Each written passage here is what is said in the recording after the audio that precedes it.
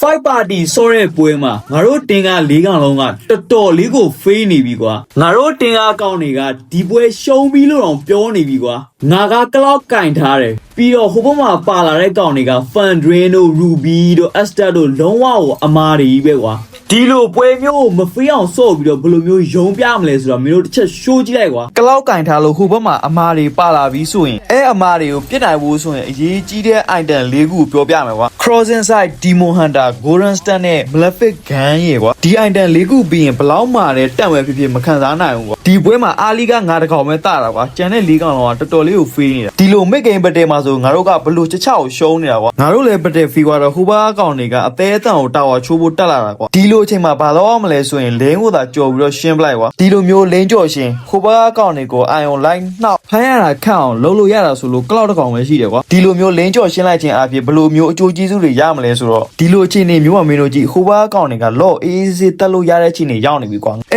ချိန်မှာငါလင်းကြော်ရှင်းပြီးတော့လိုက်ပတ်ပြီးလိုက်တော့ဒီကောင်တွေလော့အေးစေးတက်လို့မရတော့ဘူးကွာလိတ်ဂိမ်းမှာဆိုရင်လော့ကဘယ်လောက်ထိအရေးကြီးလဲဆိုတော့မင်းတို့လည်းသိတယ်ငါလည်းသိတယ်ကွာဒီလိုမျိုးလိုက်ပတ်ပြီးတော့အာယုံနောက်ပြီးလိုက်တော့ငါတို့ဘက်ကောင်တွေက position ပြန်တည်ပြီးတော့လော့ကိုပတ်တယ်ပြန်ဆိုင်လို့ရသွားတယ်ကွာဒီလော့ပတ်တယ်မှာငါတို့ကလော့မရသွားဘူးဆိုပေမဲ့ hero key တွေရပြီးတော့ပတ်တယ်တော့နိုင်သွားတယ်ကွာနောက်ထပ်အရေးကြီးတဲ့တစ်ချက်ကလိတ်ဂိမ်းရောက်လို့ဟိုဘက်ကောင်တွေကစောင့်ရမ်းမာနေပြီဆိုရင် physical ပဲလိုက်ပြစ်ကွာဘာဖြစ်လို့လဲဆိုတော့ AD ကတန့်တွေကိုသုံးတဲ့ခါကျရင်လုံးဝ damage မထွက်ဘူးကွာလိတ်ဂိမ်းဆိုရင်ဒီမှာဆိုရင်ငါ physical ပဲလိုက်ပြစ်တာဘယ်လောက်ထိနာလဲဆိုတော့မင်းတို့ပဲချက်ကြည့်လိုက်ကွာဒါတော့ဒီနေရာမှာငါ Malefic Gun တော့မပြီးသေးဘူးကွာပြီးတော့ဟိုဘက်ကောင်တွေက stand များလဲဆိုရင် purify ကိုမဖြစ်မနေယူဖို့လိုတယ်ကွာဒီလိုမျိုး 5v5 low ပတ်တယ်ဆိုင်ရတော့မဲ့အချိန်မှာငါတို့ဘက်တန့်ကအရင်ဆုံးတည်သွားတာဆိုတော့ငါကပတ်တယ်ဆိုင်မှုမရွေတော့ဘဲနဲ့ lane pressure ပေးဖို့ပဲရွေးလိုက်တယ်ကွာဒီလို lane pressure ပေးတဲ့အချိန်မှာဘာဖြစ်လဲဆိုတော့ဟိုဘက်ကောင်တွေက low ဝဲတက်လိုက်ရမလားငါ့ကိုပဲပြေးထင်းရမလားဆိုပြီးဇဝေဇဝါဖြစ်ပြီးတော့ကြောင်တောင်တွေဖြစ်ကုန်တယ်ကွာဒီအချိန်မှာဟိုဘက် fan တွေက low ကိုမတက်ဘဲနဲ့ငါ့ကိုလာပြီးတော့ထိန်းနေကွာငါကလည်း no ကောက်တာမြန်မာနိုင်ငံမှာအကျဉ်းဆုံး goal line တာလည်းဖြစ်တယ်ဆိုတော့ let's one တော့ပြရသေးတာပေါ့ကွာဒီလောက်ထိငါ့ကို fan တွေကလိုက်နေတဲ့အချိန်မှာငါတို့ဘက်က